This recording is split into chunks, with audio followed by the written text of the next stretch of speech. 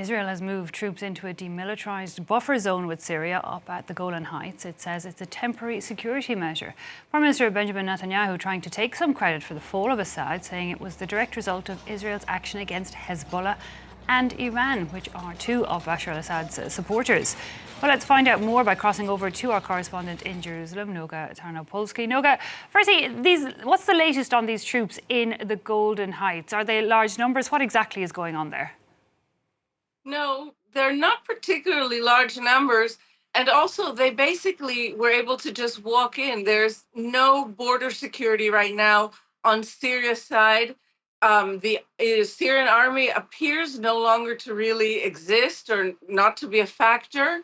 And it's unclear which militias or which rebels are going to end up having control of this area. That is the reason that Israel's using to say, we may end up having Islamist militias here, something like ISIS. So this is a temporary defensive measure. That's what both the Israeli prime minister and the Israeli army are saying.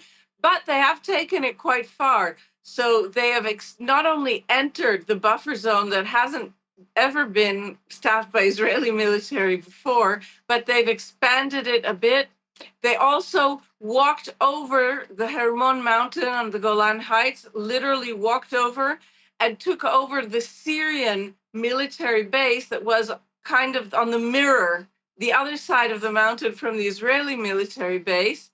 And they even yesterday engaged in some airstrikes in Damascus, attacking what they say are Iranian weapons factories, and also some weapons storage that was still left over from Iran using Syria as a hub to transfer weaponry to Hezbollah.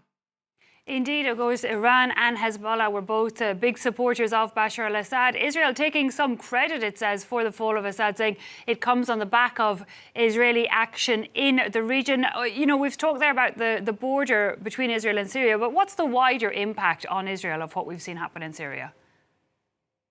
Well, it's unknown because, again, nobody knows just yet who is going to take over, how Syria will be run, or by whom. So it's a moment of tremendous uncertainty also in Israel that has this border with Syria. But I think we have to take a step back and look at the two principal architects, not only of Bashar al-Assad's survival, but of Hezbollah, using Hezbollah basically as an arm of foreign policy. And these two architects were Iran and Russia, who, in essence, in the last 2 or 3 days, have just packed up and left Syria. And so the end of that entire project, or what appears to be the end of Russia's efforts to become the major foreign player in the Middle East, to have an active port in Tartus in Syria, and Iran, certainly, that very recently still harbored very serious ambitions, concrete ambitions to be really a regional hegemonic leader, to have impact over all of the countries of the Middle East and in this part of the Levant.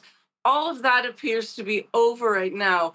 And so for Israel, while obviously there are many risks ahead, it's also a moment in which two serious enemies, Hezbollah and Iran, seem to no longer pose a threat along the entire border.